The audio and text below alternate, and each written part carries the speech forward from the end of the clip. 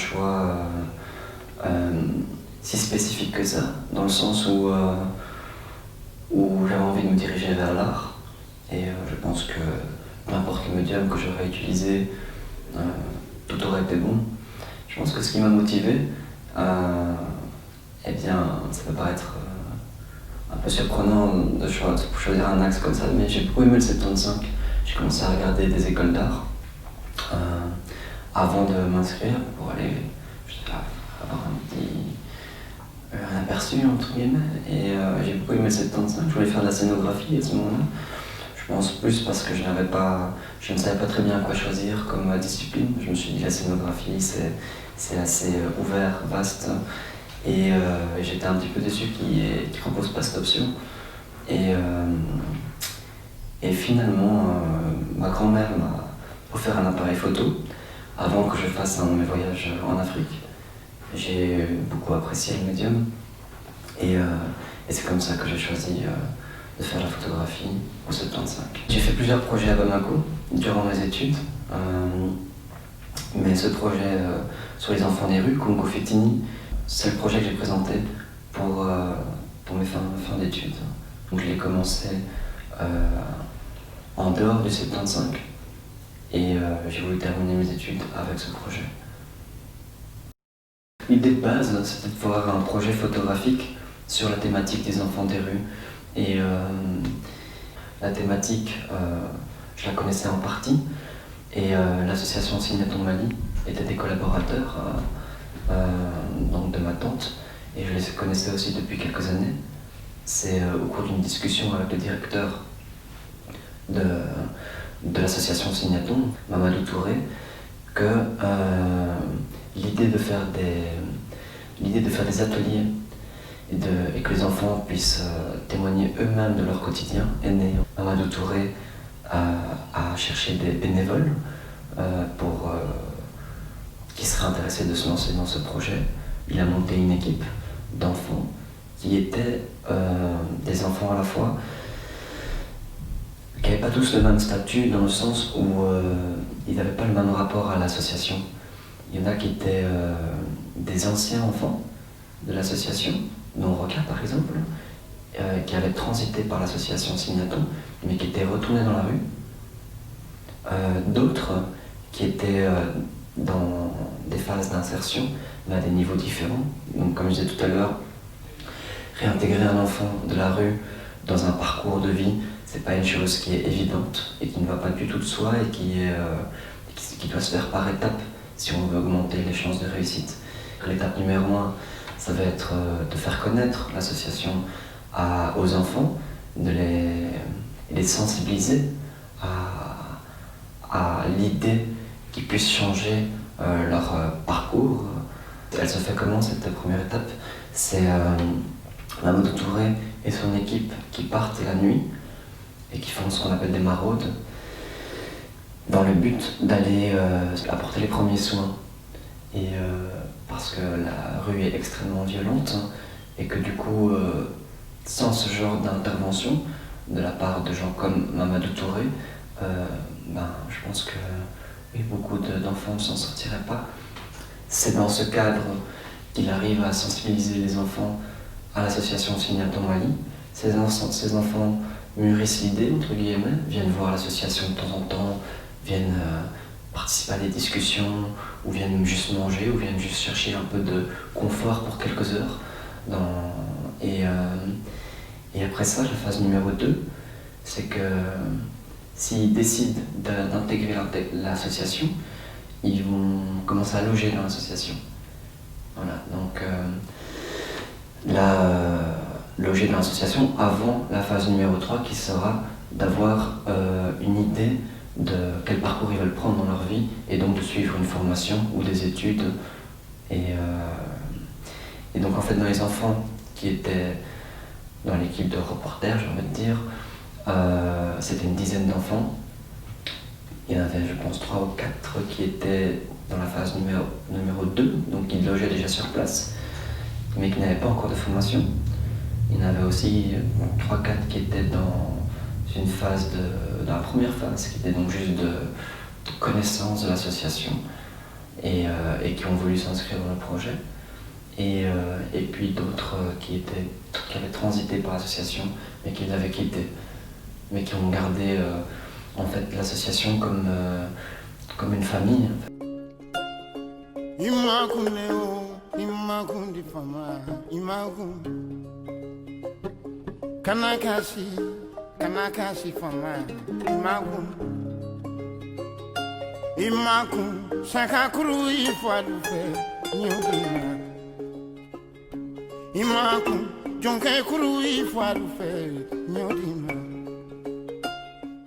Ça a été à la fois donc, des ateliers donc, de photographie argentique, durant lesquels on allait au labo, on a développé les pellicules ensemble, on faisait donc des visionnages de pellicules, aussi personnalisés et privés, et aussi des ateliers de dessin pour qu'ils puissent exprimer aussi des choses qu'ils ne peuvent pas forcément prendre en photo. On était donc avec un éducateur qui faisait la traduction, parce qu'il ne parlait pas français, ou très peu. Et donc, lorsqu'on visionnait par exemple les pellicules ou les dessins, ils expliquaient pourquoi ils ont fait ces photos, pourquoi ils ont fait ces dessins.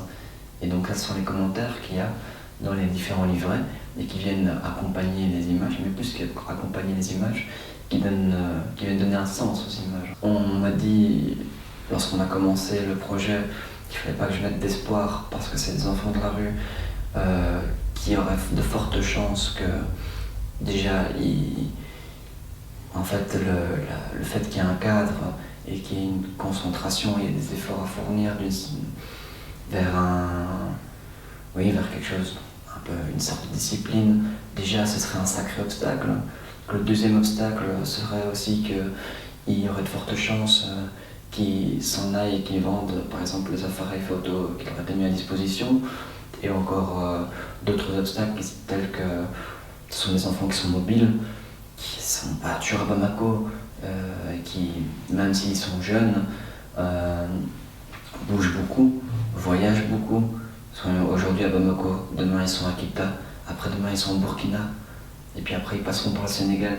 La surprise a été, et pour moi, et pour l'association, les éducateurs d'association, et pour les gens qui travaillent en relation avec la thématique, que tous les enfants ont continué en fait, à participer. Il ne manquait jamais un atelier, ils se sont investis complètement, et il n'y en a pas un qui a revendu un appareil ou quelque chose de ce genre. Je voulais pas d'appareil jetable, ça c'était directement, je me suis dit ça je veux pas. Je voulais qu'ils aient chacun leur appareil avec leur nom dessus, et qu'ils puissent en prendre soin, qu'ils puissent changer les piles de par eux-mêmes s'ils en ont besoin, parce qu'il y avait des flashs dessus par exemple. Les appareils étaient des appareils que j'ai trouvés sur le marché local. Les pellicules aussi, on les développait dans un laboratoire local, on les scalait localement aussi, avec ses contraintes, hein, parce que le Mali, il y a coupure de courant chaque jour, et du coup parfois il y a des pellicules qui sont en train d'être développées, le courant coupe, et du coup ça fait des surprises.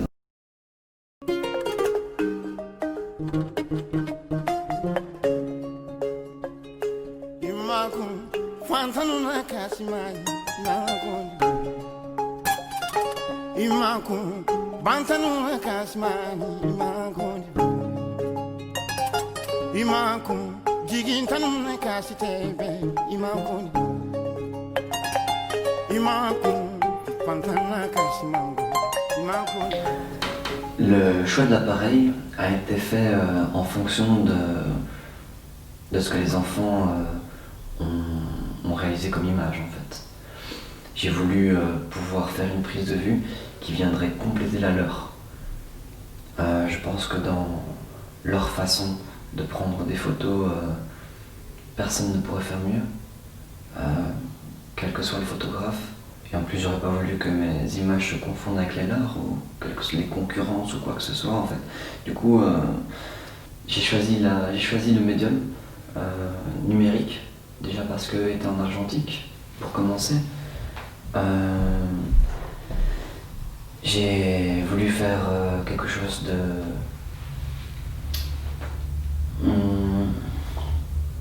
Étant donné que leurs images sont très diversifiées et chaotiques dans un sens comme l'est leur quotidien,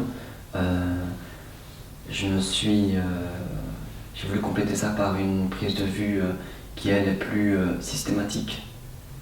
Et donc j'ai opté pour le portrait, voilà, avec des cadres souvent homogènes, j'ai envie de dire, ou cohérents, et individuels pour la plupart aussi. J'ai fait des photos seulement de nuit, mais là c'est aussi parce que je voulais... Là ça a d'autres raisons aussi que j'ai choisi de faire des portraits nocturnes. En fait, les portraits nocturnes, j'ai choisi ces heures-là pour faire les photos parce que ce sont les moments où on retrouve les enfants qui sont dans la rue, ne sont que les enfants de la rue. Ma prise de vue, je l'ai pensée de façon à compléter la leur. Et la question aussi était de savoir si je les mettais en scène ou pas. Je dirais non, je peux pas dire que c'est un travail de mise en scène parce qu'on est sur leur site.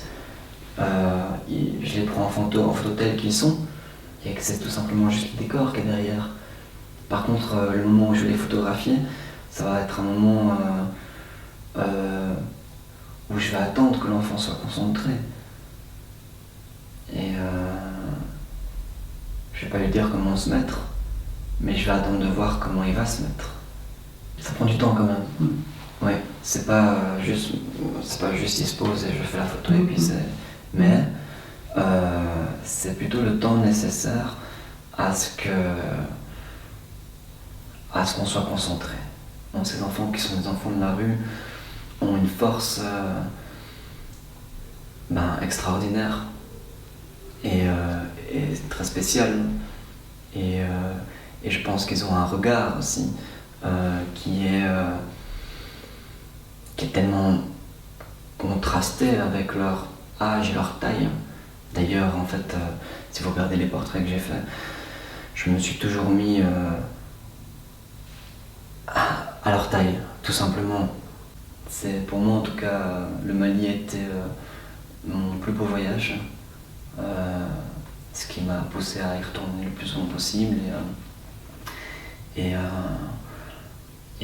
j'y retourne encore maintenant parce que je continue à apprendre et de découvrir, d'être émerveillé, d'être choqué, d'être étonné, de changer aussi et de changer ma vision des choses sur plein d'aspects en fait. Voilà.